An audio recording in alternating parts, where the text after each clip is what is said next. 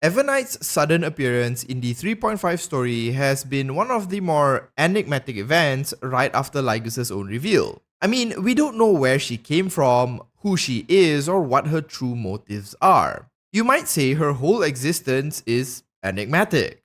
Okay, look, I made a video a week ago about how I thought March's alter ego might be related to the enigmata. While I think there are certainly clues pointing us in that direction, there's quite a lot of other possibilities as well. So while I still have my tinfoil hat on, let's go through 3 more theories on who else Evernight might be. Before we do that though, if you want to see more Honkai Star Rail content, do consider subscribing to the channel. Given the subject of this video, there will undoubtedly be a bunch of spoilers. So if you're still playing through the recently released 3.5 Trailblazer quest, consider this your obligatory spoiler warning. I'm sure most of you already know who Evernight is. She's basically March, clearly going through a rebellious phase and wants to rage against the machine. Literally. We have seen her only a handful of times spread out between the 3.5 Trailblaze quest and the Deliverer trailer. Throughout her very limited appearances, she has been seen assisting the Trailblazer on several occasions. In 3.5, she helped the Trailblazer escape from Lygus' digital dungeon, as well as safeguard the world-bearing core flame. In the Deliverer trailer, we see her fight alongside the rest of the Nameless against what seems to be Iron Tomb. You could argue that if it wasn't for Evernight's efforts, the Trailblazer would likely have remained stuck in Lygus' basement. However, this does not mean that she is entirely on the side of good. She might have ulterior motives and is working with the Nameless purely towards her own ends. Which side of the moral compass she falls on largely depends on who exactly Evernight is. In the previous video, I suggested that Evernight might be related to Mythos and the Enigmata. But what if Evernight is actually someone from Amphoreus rather than an outside agent? Throughout the many iterations of Amphoreus, there has been someone firmly on the side of humanity. The Titan of Time, Oronyx.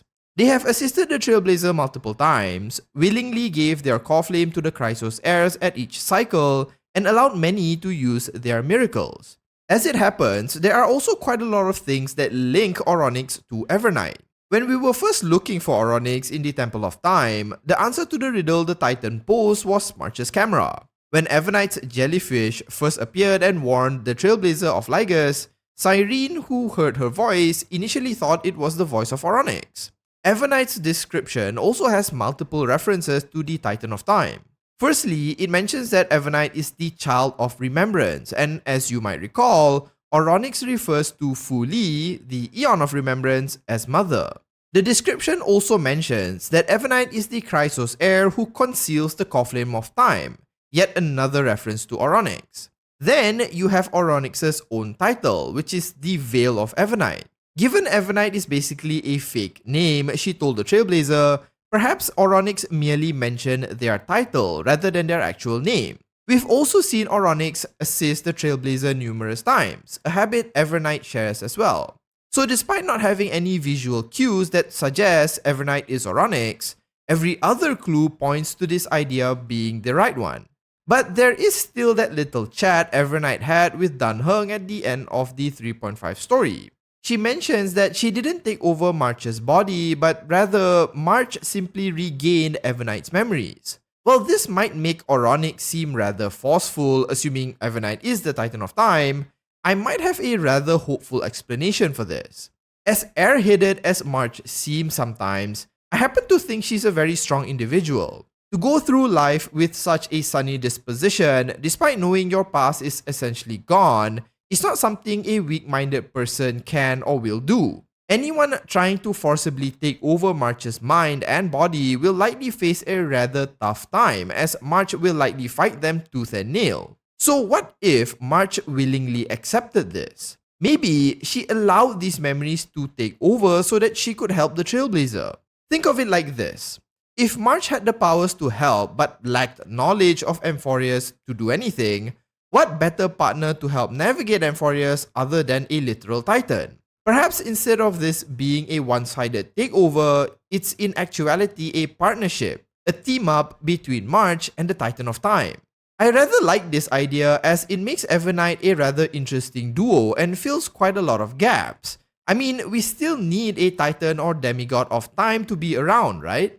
As such, Evernight might really be both March and Oronyx teaming up together. An alternative twist on this that I've seen mentioned is that it is indeed Oronyx, but rather a corrupted version of them who now wants out. They have commandeered March and is playing along with the Nameless so that they may eventually leave amphoreus. While I find this idea rather interesting, I kinda prefer the more hopeful one instead, where they're just buddies. Either way, what exactly the end goal of Oronyx is, assuming it's them, is anyone's guess. Maybe they hate amphoreus and what it stands for and want to destroy it. Or maybe they just want to leave and see what else is there in the universe. I mean, I have wondered how amphoreus might wrap things up by the end, given most of the characters we know are really just programs.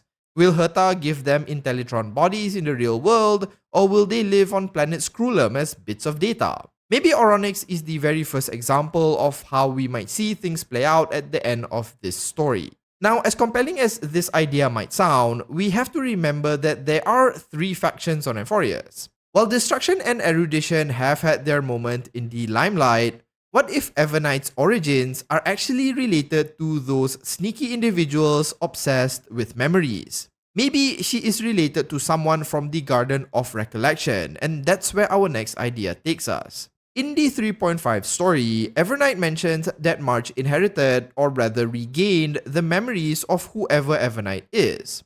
In the previous video, I suggested that this could be a past version of March, a version of herself that she had forgotten but regained memories of during her stay in amphoreus. In such a scenario, her past memories essentially overrides her more recent ones, and why we see her act completely different. Fundamentally though, this still makes her March, albeit an older version. But what if Evernight is someone completely different and isn't actually March? When Black Swan first examines March in her icy cocoon, she tells Himeko that March's memories have been hijacked and that she has lost her ability to remember. She claims that someone, or a group of someones from the garden, are the only ones capable of this. So what if instead of just taking something out of her, they also put something in? What I'm saying is that the same people who hijack March's memories are also responsible for implanting Evernight in her. Now, why would they do this? Well, simply because out of all the factions here, the Garden is the only one without someone on the inside. Accessing amphoreus is without a doubt difficult. Even two geniuses working together can barely breach the firewall Lygus has put up before getting kicked out. So with how things are progressing, perhaps the Garden simply got impatient. We know that they really want amphoreus' memories, enough to even trick the Trailblazer, but have no real way to enter the place. If Evernight was one of their own, then they would have their proverbial foot in the door. Evernight being an agent for the Remembrance also lines up with a few other clues. At the end of 3.5, when Lygus mentions the involvement of the Garden, the scene quickly cuts to Evernight, which might be a hint that these two things are related. The black and charred appearance of Evernight's clothes might also be a reference to the cremators, who are known to incinerate memories. In addition, Evernight's own drip marketing description outright describes her as a child of remembrance. So maybe Evernight is really an agent of the Remembrance, inhabiting the vacant body of March. But what about that explanation Evernight gave to Dan Heng, you say? Well, maybe she just lied. It's clear the Garden will go to any lengths to obtain amphoreus' memory, so what is a single lie in the grand scheme of things? Even the fact that Evernight pushed away several memo keepers can sort of be explained. Black Swan herself mentioned that there are many sub-factions of the Garden, so perhaps Evernight's faction is different from the ones trying to trick the Trailblazer. Either way, given what we know, Evernight could possibly be an agent of the Garden. With the next part of the story slated to largely involve them, this might be a plausible explanation or theory. Now, we've gone over ideas that suggest Evernight might be related to two closely linked paths, Remembrance and Enigmata. But what if it was neither of these paths, and Evernight is in fact something else entirely? In my previous video, one of the reasons I thought Evernight had a connection to the Enigmata was in part due to her appearance. You can clearly see motifs synonymous with mythos, such as with her hairstyle, her upside down question mark earring, and her little red jellyfish pets. However, there are other clues on her wardrobe that might hint at a connection with a completely different eon. An eon that has nothing to do with memories or mysteries, but rather consumption. I'm talking, of course, about Ouroboros, the eon of voracity. If you're unfamiliar with Ouroboros, there is a handful of ways you can describe them. The words teeth, endless mouths, and gaping maws all come to mind. The eon of voracity is consumed by a single need, which is to consume. They were said to have once been a leviathan, a space dragon that ascended to the role of an all-consuming god. Ouroboros appears as a giant mass of gnashing teeth and writhing mouths with a humanoid body sitting upon it. It is said that each gaping mouth of voracity can stretch to the endless corners of the universe, chomping up everything it comes across like some eldritch horror Pac-Man. When you look at Evernight's attire and accessories, some of them might remind you of this mouth-ridden eon. The inside of her umbrella looks like the opening of a monster's mouth, which kind of reminds me of that scene in Argenti's companion quest when the Express escapes from the giant space bug. She also has that armband on her left arm that looks like a row of teeth.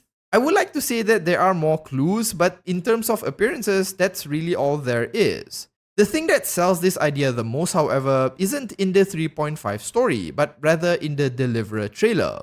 At the very beginning of this trailer, we see Evernight consume amphoreus. Now, if you take this literally, then yes, it might be a hint of Evernight's connection to the planet-eating eon Ouroboros. The problem is that this could also be a symbolic gesture, and Evernight doesn't actually eat amphoreus. Maybe it's meant to symbolize Evernight taking in the memories of amphoreus, or maybe it has absolutely no meaning at all, other than just for theatrics. Voracity is definitely an interesting possibility, but we know too little about it, and there has not been any indications they are on amphoreus. Regardless, I thought it was an overall interesting idea and why I thought to include it here. At the end of the day, all three of these ideas are just additional ideas I never got to talk about in the original video and are just tantamount to guesswork. None of this is proven in any way, and we'd have to wait for the rest of the story to know for sure. Once it's revealed who exactly Evernight is in the next part of the story, I'll be sure to make an updated video. For now though, I'll end the video here. Do you think Evernight might be an agent of voracity, or is it actually oronyx in disguise? Share your thoughts in the comments. If you found the video entertaining, do consider liking and subscribing to the channel. Thanks so much for watching, and as usual, have a nice day.